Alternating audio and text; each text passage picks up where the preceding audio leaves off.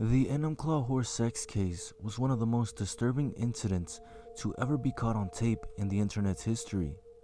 To put it into context, it was around the time that many gore sites were piquing the interest of users who were brave enough to stomach the gruesome acts or deaths perpetrated by untamed individuals.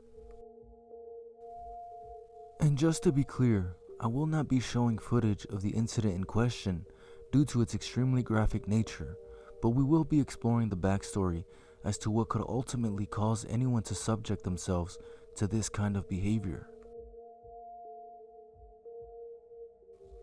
In today's video, we're going to be focused on a particular incident which changed the way bestiality laws would be enforced, and I want to leave this introduction off with a disclaimer, as this video does mention certain topics which may be uncomfortable for certain viewers. With that being said, let's get into today's video.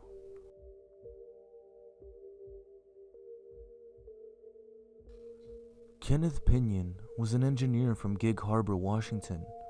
After divorcing his wife and leaving their children in her care, Kenneth moved to Oak Harbor, Washington, where he was building a house along with a barn where he planned to keep a horse in. Prior to the separation from his family, Kenneth was involved in a motorcycle accident which left his body unable to experience certain sensations. It is widely believed that this caused him to seek out bizarre and extreme sexual acts, such as inserting extremely large dildos and fisting. In the early 2000s, Kenneth found a group of men online with similar interests. This group of men were nicknamed zoos, which is short for zoophilia, the sexual attraction of animals and the sexual fantasies that come along with it. Kenneth Pinyan, along with his newfound friends, began meeting at a barn in a shady part of Kings County, Washington, where they filmed one another being anally penetrated by horses and posted the videos online under the name 2 Guys 1 Horse or Mr. Hands. Kenneth had found himself getting along well with a member of the group named James Michael Tate, who was a truck driver and lived in a trailer not far from the barn where these incidents were taking place. At some point, Kenneth, James, and a third unidentified man snuck into the barn at late hours of the night.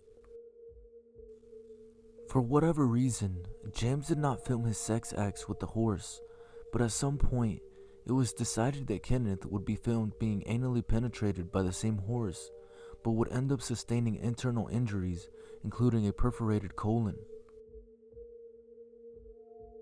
On July 2nd, 2005, Douglas Spink dropped Kenneth off at the Enumclaw Community Hospital.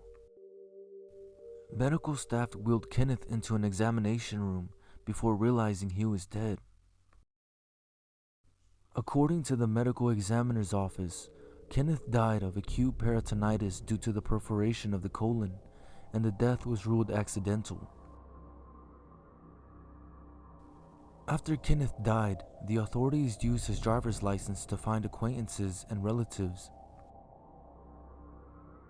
Earlier news reports stated that the authorities had used surveillance camera footage to track down Kenneth's companions.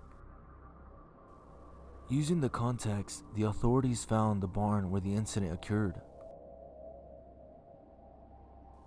The police tracked down the barn, which was known in zoophile chat rooms as a destination for people wanting to have sex with livestock, and seized 100 VHS tapes and DVDs amounting to hundreds of hours of video of men engaging in bestiality.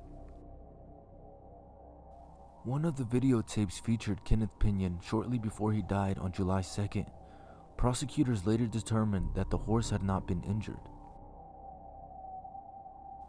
Originally, the King County Sheriff's Office did not expect the local newspaper to report on the event because of its gruesome nature. But due to a high number of incidents, it had to be reported and made clear that sex with any non-human animal is illegal.